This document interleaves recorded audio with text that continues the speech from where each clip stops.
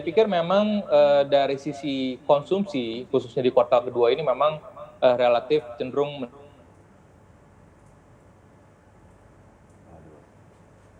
bahkan oleh perusahaan-perusahaan juga cukup meningkat cukup signifikan mulai di kuartal kedua tahun ini. Sehingga memang kalau kita lihat dari sisi daya beli masyarakat pun juga terpengaruh ya, apalagi dengan khususnya buat pekerja di sektor informal ya, yang terkena dampak negatif dari PSBB di beberapa daerah. Maka itu oleh sebab itu makanya pemerintah juga dari sejak sebelum memberlakukan PSBB di beberapa daerah, pemerintah juga memastikan bahwa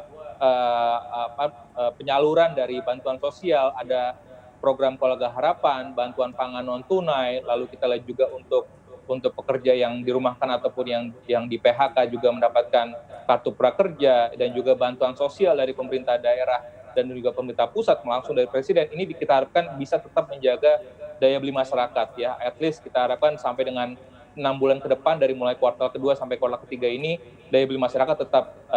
terjaga ya. Khususnya kita melihat bagaimana saya juga melihat bahwa pemerintah juga perlu fokus juga untuk mengantisipasi dampak penurunan daya beli khususnya yang masyarakat berpenghasilan menengah, yaitu aspiring middle class, yang dimana sebagian besar pekerja informal atau buruh di pabrik itu masuk dalam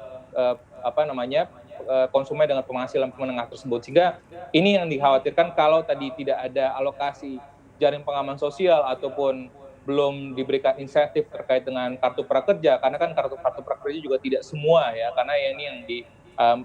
yang melalui penyaringan gitu. Jadi sehingga tentu yang kelas menengah ini ataupun yang kita katakan aspiring middle class ini perlu juga diperhatikan jaring pengaman sosial, sehingga harapannya jangan sampai turun kelas ya, karena sampai saat ini mungkin untuk yang kelas menengah ini cenderung akan mantap ya, akan makan tabungan, karena untuk mempertahankan tadi daya belinya supaya untuk bertahan mencukupi kebutuhan sehari-harinya ya, mau nggak mau harus mengais dari tabungannya gitu. Jadi makanya saya pikir perlu juga respon dari pemerintah juga untuk alokasi jaring pengaman sosial khususnya buat pekerja informal ataupun masyarakat yang masuk dalam middle